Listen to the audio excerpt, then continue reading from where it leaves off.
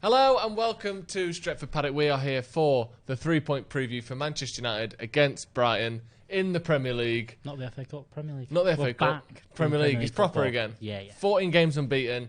Brighton are tricky customers for Man United and have been since they returned to the Premier League.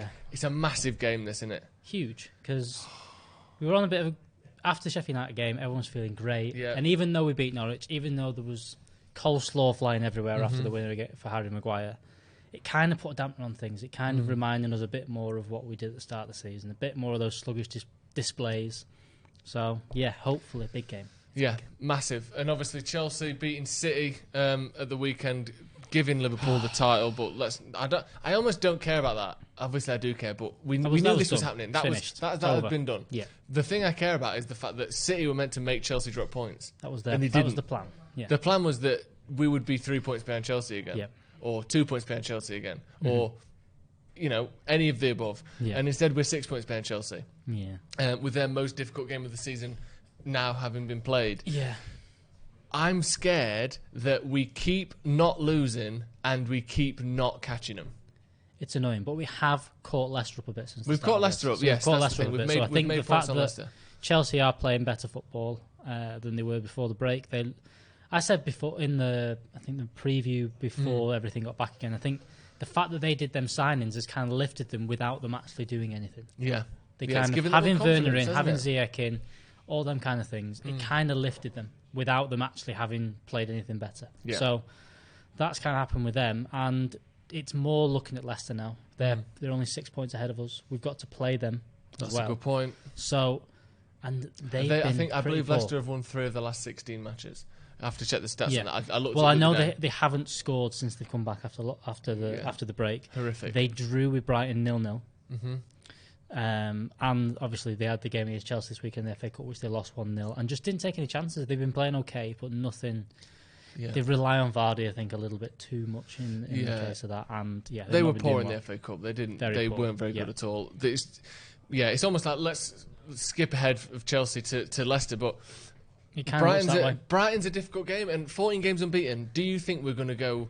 If we take it to the end of the season, we've got another 7 games left, 6 games left. It's a big ask. We're going to take it to 21 games unbeaten. It won't feel like 21 games though because of the layoff. The break.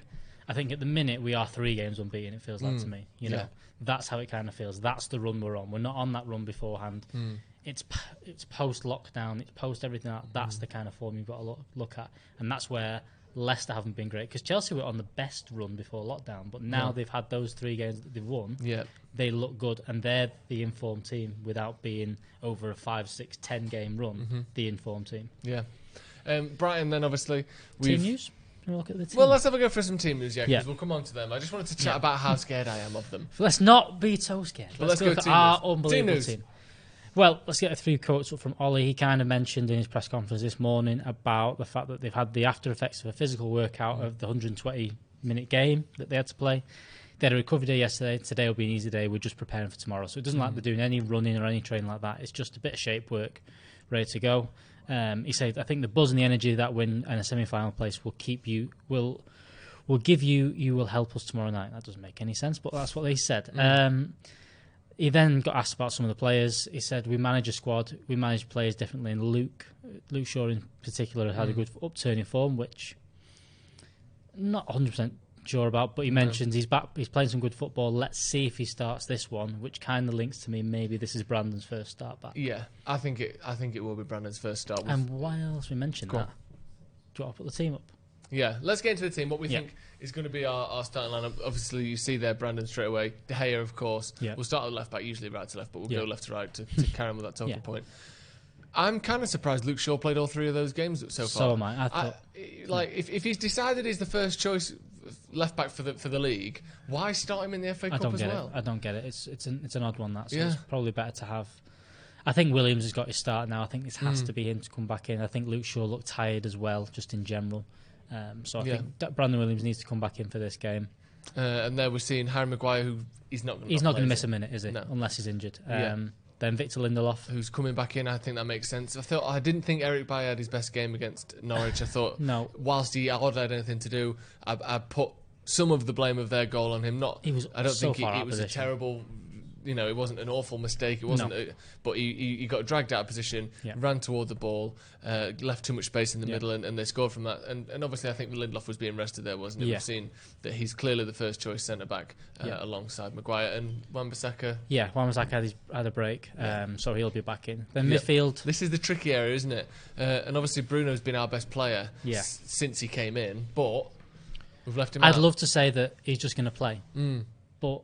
And he didn't look tired. He had a few moments. We mentioned it in the game that he looked a little bit tired at times. But then that run in the 118th minute and tracked back, and then started to play again and was up there again. So he was quality in that game. Whether he can do that again, we kind of thought he was going to rest the last game. We had Pogba in there to start the last game. But I'm sure he has to rest this game. Bruno's played nearly 300 minutes in the last 10 days. Like that's a lot after 3 months. You have to give him a break at some point. Whether he kind of goes, let's play him 45 minutes, let's score as many goals as we can and bring him off, I don't know. But I think we've gone for Pogba. Yeah. Matic has looked really good since coming back. He was excellent again against Norwich. Really helped us hold the ball in that after their goal when he came on. And we've gone for Fred. I think Fred has looked. He looked better than McTominay at the weekend. He looked better than McTominay in the Spurs game as well. And I think that he probably complements Pogba Pogba and Matic a little bit better to keep that three. Especially with Matic. I don't think you need Matic and McTominay in there. No, I don't think so. I think that team does well. Brighton will go in the air a little bit as well, and Matic helps out massively with that. So I think he has to start. And then we're into the front three. I think we have to start that again. Rashford and Martial had a good break, as well as Greenwood this weekend. Yeah.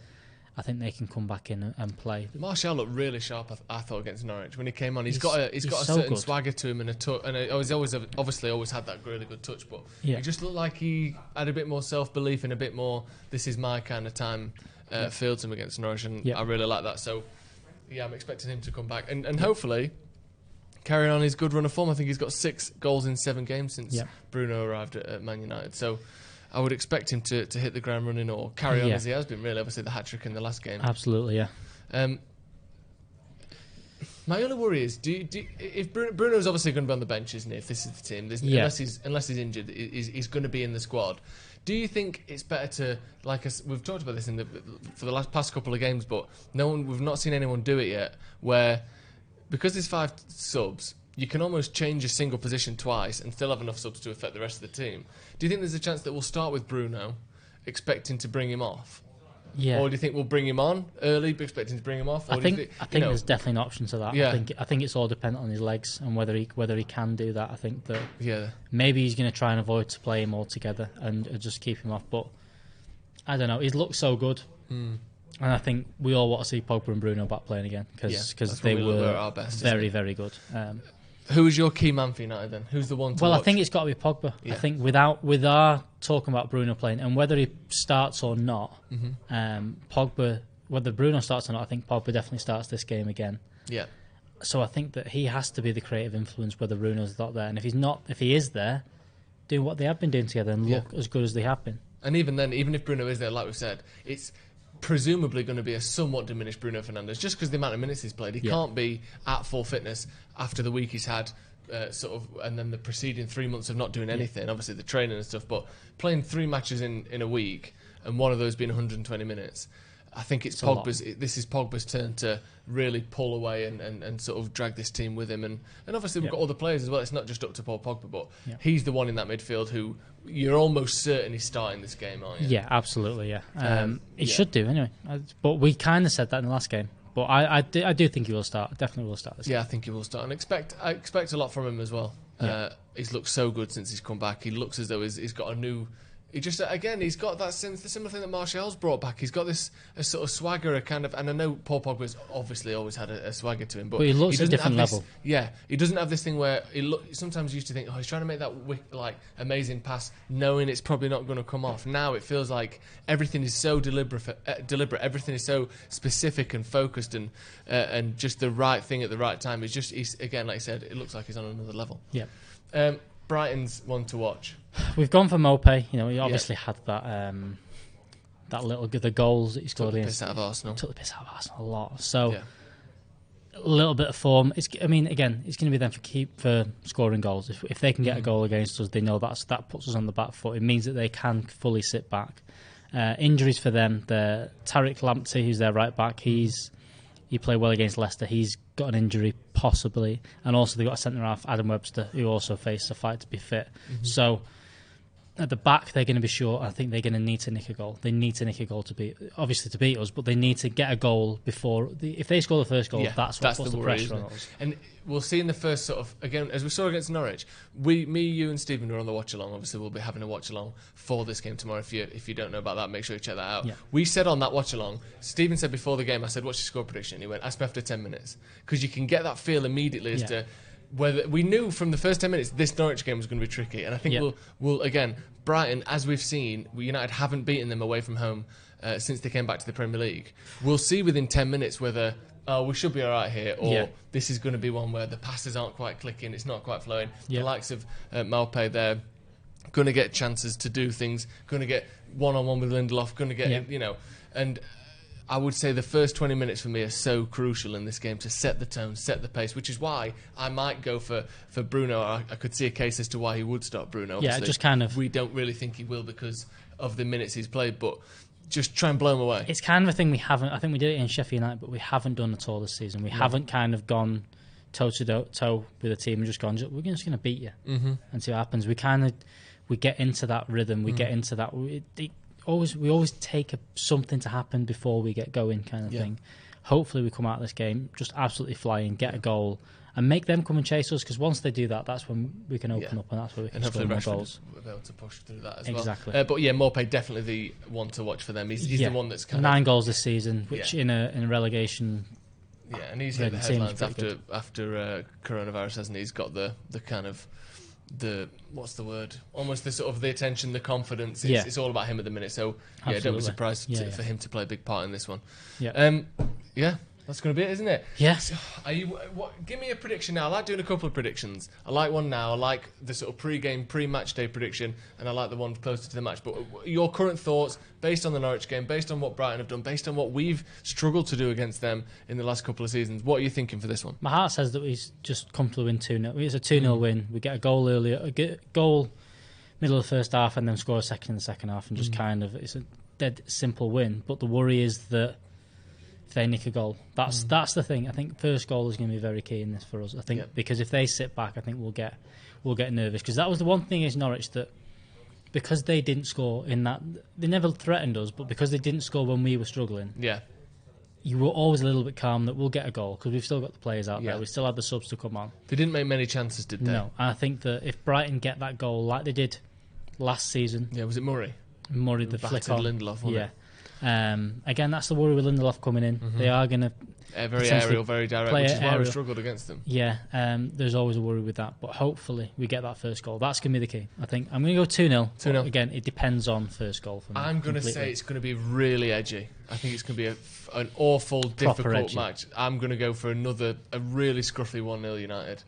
I think they'll score. I'm going to go 2-1 United. I think it's going to be Norwich-esque in its difficulty, this one. Any win. Any win, get us through. Because that's all it's going to be. Any dream will do. Yeah, exactly. Right, thank you very much for joining us. Cheers, mate. We will be back for the news, the team news, the watch along, the review, everything you come to expect from Stretford Paddock tomorrow. So make sure you check all that out. See if our predictions are right. Get your score predictions in the comments below. Get your team predictions as well. Do you think that midfield is going to be the first one without Bruno Fernandes since he signed, I believe? I think he's played in every game so far. 14 games. He's certainly not come lost on and yet. made appearances in every game. 14 games unbeaten.